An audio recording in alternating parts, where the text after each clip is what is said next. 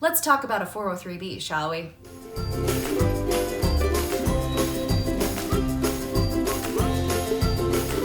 there, welcome back to my channel.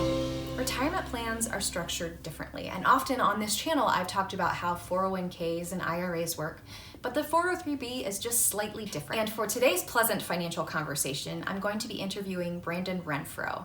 He is a fellow CFP, a finance blogger, and he is a professor at East Texas Baptist University.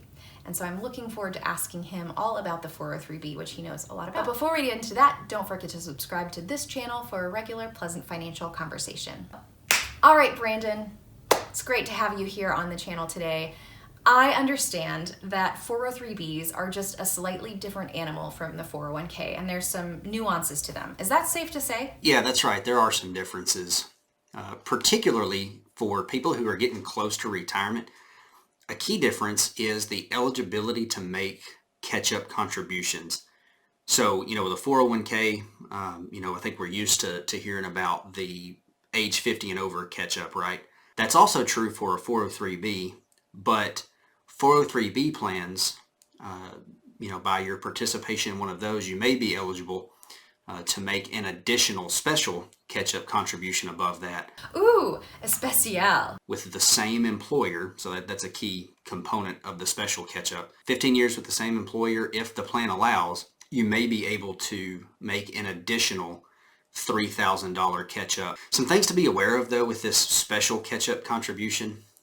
One, there's a lifetime cap on this special catch-up contribution of $15,000.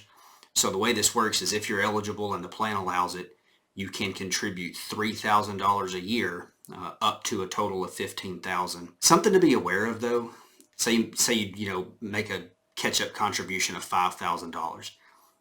Immediately, $3,000 of that is going to count towards that $15,000 lifetime limit. So just be mindful of that. Ooh, especial. With strings attached. Now that's more like it. I've noticed with clients that hang on to a 403b and 401k even past their age 70 and a half or 71 and a half now that the Secure Act has gone into place, that sometimes once they are required to take out that annual distribution, and let's say there's $5,000 owed from the 401k and $10,000 from the 403b, sometimes they try to combine that and just cherry pick from which account they want to take that required minimum distribution. Because from their perspective, potato, 401k, 403b, exactly the same. That's not actually how you can do it. Like, you actually have to keep them separate. Is that correct? Yeah, that is sometimes an unfortunate and unwelcome surprise too. Those are taxable events, right? So not only are they taxable events themselves, but then the second surprise is sometimes the effect that has on Social Security, because Social Security is taxable progressively, right? So those RMDs now drive up the taxable income. Oh yeah, nobody wants Uncle Sam coming back and taxing their Social Security. But you're kind of hamstrung after age 71 and a half because that is a required minimum distribution, which means it's annual, you have to do it, and it's a minimum, like no lower than that amount. What do you recommend for people ahead of age 71 and a half, maybe in their 50s or 60s, as they're thinking about wanting to minimize taxes long term? Yeah, with a little lead time to plan ahead, there are some ways that you can kind of mitigate that. Probably the biggest tool that you have is the ability to do Roth conversions, either leading up to retirement or even in the first few years of retirement before you start taking Social Security.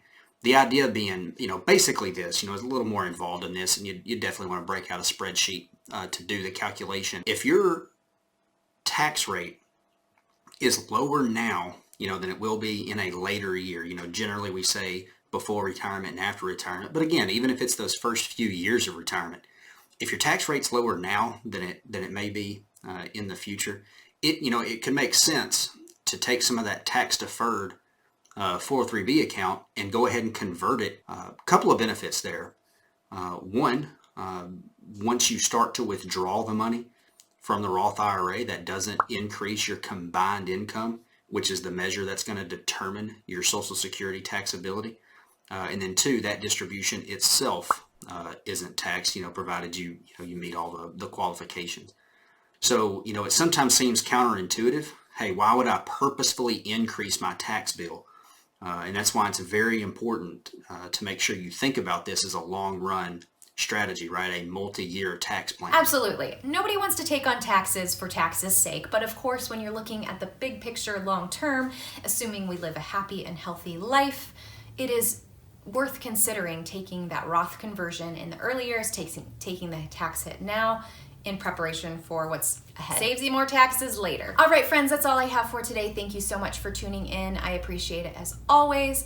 Brandon, thanks for joining the Pleasant Financial Conversations. Great to have you here on the channel and to have your expertise. Yeah, thanks for having me on, and enjoyed having the conversation. So if you are a higher education professional and have questions about your 403B, you can always check out Brandon's blog, brandonrenfro.com and /blog, I believe.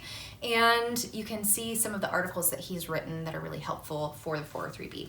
And if you are looking for a pleasant financial conversation, looking towards retirement, want to have that conversation with me, go to my website, www.pleasantwealth.com, to set a meeting. And until next time, friends, you take care.